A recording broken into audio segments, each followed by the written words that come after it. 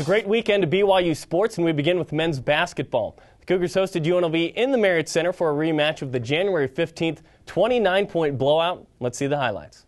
BYU may have played its best game of the season with the most at stake so far.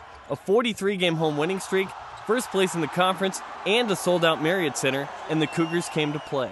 It was a huge conference game from the standpoint we were number one and they were number two, and we wanted to keep it that way. But BYU started strong by going up 7-2 on a Lee Kamard 3. He would finish with 18 points. Chris Collinsworth and Jimmer Fredette played exceptionally well off the bench, combining for 14 points and 12 rebounds. I think they've shown how much they've grown from the beginning of the season to now. I mean, Jimmer Fredette was huge. He came in and made big plays, really gave us a big lift. Mike Floyd, all those guys were fantastic. I thought for a stretch Chris Collinsworth was playing like a man possessed out there. Trent Playstead also had a good game, scoring 22 points and helping BYU to a 39-23 first-half lead. In the second half, the Cougars played the same tune by willing its way to an 18-point lead and with some flair. Fans packed the Marriott Center for days in anticipation of the game and their chance at tickets for Wednesday's game versus Utah. That's why you play college basketball. I didn't want Coach to take me out because it was unbelievable out there. It was an unbelievable atmosphere.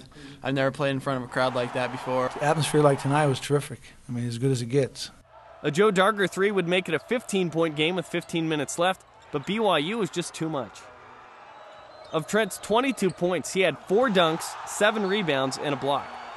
BYU wins it 74-48, improving to 20-5 overall. The Cougars now have a 2-game cushion in conference play.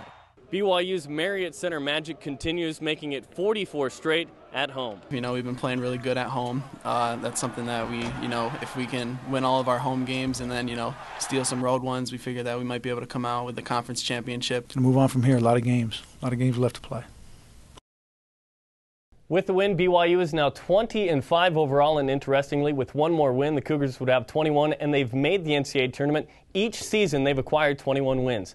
Next up for the Cougars is the Utah Utes, Wednesday at 8 p.m. Well, the women